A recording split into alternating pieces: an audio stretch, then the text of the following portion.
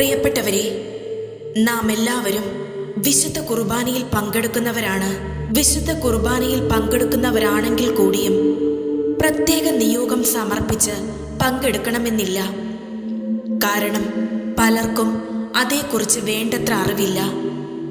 എന്നാൽ വിശുദ്ധ കുർബാനയിൽ പങ്കെടുക്കുമ്പോൾ നിയോഗം വെക്കണമെന്നും ഒരു നിയോഗമല്ല ഒന്നിലധികം നിയോഗങ്ങൾ വെക്കണമെന്നും പറയുകയാണ് മോൺ മാത്യു മങ്കുഴിക്കരി.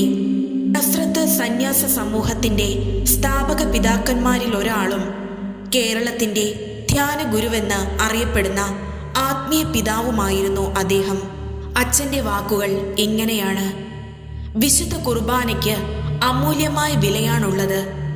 അതുകൊണ്ട് വിശുദ്ധ കുർബാനയിൽ പങ്കെടുക്കുമ്പോൾ നിയോഗം സമർപ്പിച്ച് തന്നെ പ്രാർത്ഥിക്കുക. കിണറ്റിൽ നിന്ന് ഒരു പാളയും കയറും ഉപയോഗിച്ച് വെള്ളം കോരിയാൽ ഒരു പാള വെള്ളം മാത്രമേ കിട്ടൂ. എന്നാൽ പല പാളയും കയറും ഉപയോഗിച്ചാൽ ഒരേ സമയം അത്രയും വെള്ളം കൂടുതൽ കിട്ടും. ഇതുപോലെ തന്നെയാണ് കുർബാനയിൽ നിയോഗം സമർപ്പിക്കുന്നതും. കുർബാനയ്ക്ക് എത്ര നിയോഗം വെച്ചാലും അത്രയും ഫലം കിട്ടും. ഒന്നേ വെക്കുന്നുള്ളൂവെങ്കിൽ ഒരു ഫലം മാത്രമേ ലഭിക്കുകയുള്ളൂ. അതുകൊണ്ട് നമുക്ക് വിശുദ്ധ കുർബാനയിൽ പങ്കെടുക്കുമ്പോൾ നിയോഗം വെച്ച് സമർപ്പിച്ച് പ്രാർത്ഥിക്കാം.